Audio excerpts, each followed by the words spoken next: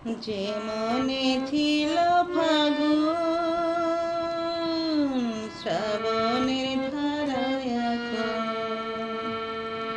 যে মনে ছিল ফাগুন